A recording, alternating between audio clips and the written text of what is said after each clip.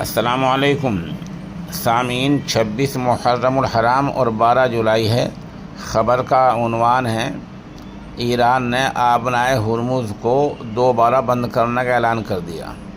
امریکہ نے پھر حملہ کیا، معاملہ پھر سے بگڑتا دکھ رہا ہے۔ خبر سنیے تفصیل سے۔ مغربی ایشیا میں ایک بار پھر لڑائی کے بادل گہرے ہوتے جا رہے ہیں۔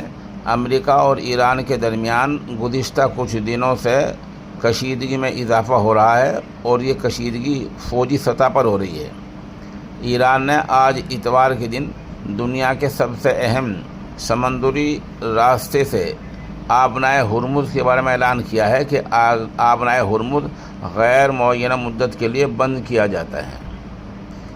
اس کے کچھ ہی گھنٹے بعد امریکہ نے ایران کے کئی فوجی ٹھکانوں اور دوسرے ٹھکانوں پر بنیادی ڈھانچے پر تازہ ہوائی حملے کیے ہیں۔ دونوں ملکوں کے درمیان بڑھتی یہ کشیدگی اور یہ لڑائی عالمی سطح پر تیل اور گیس کی سپلائی کے لیے ایک بار پھر بڑا خطرہ بن گئی ہے۔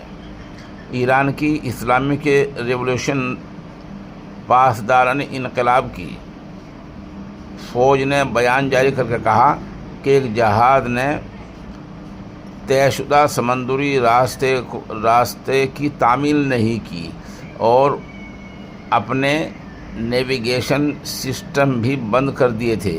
وارننگ کے باوجود جہاز نے راستہ نہیں بدلا، جس کے بعد اسے نشانہ بنایا گیا۔ پاسداران انقلاب کا دعویٰ ہے کہ کئی دیگر جہازوں نے بھی بنا منظوری والے راستے سے گزرنے کی کوشش کی۔ اس کے بعد ایران نے پورے ہرمز اسٹریٹ کو آبنائے ہرمز کو اگلے آدیش تک بند کرنے کا فیصلہ کیا ہے۔ ایران نے خبردار کیا کہ جب تک علاقے میں امریکی دخل ختم نہیں ہوگا تب تک ہرمز کو دوبارہ نہیں کھولا جائے گا۔ ساتھ ہی کہا گیا کہ اگر ایران کے خلاف کسی بھی طرح کی فوجی کارروائی جاری رہتی ہے تو پورے علاقے میں موجود امریکی ٹھکانوں اور اس کے حامی دیشوں کے فوجی اڈوں کو بھی نشانہ بنایا جائے گا۔ ایران کے اس قدم کے فوراً بعد امریکہ نے جوابی کارروائی تیز کر دی ہے۔ امریکی فوج نے اتوار کو آج ایران کے کئی فوجی ٹھکانوں اور IRGC سے وابستہ ٹھکانوں اور دوسرے بنیادی ڈھانچے پر حملے کیے ہیں۔ جب بنیادی ڈھانچے کا لفظ بولا جاتا ہے تو اس کا مطلب پل ہوتا ہے، ریلوے لائن ہوتی ہیں، ایسے بجلی وغیرہ کے سینٹر ہوتے ہیں۔ اس سے پہلے بھی امریکہ لگاتار دوسرے دن ایران کے فوجی ٹھکانوں پر حملے کرتا رہا ہے۔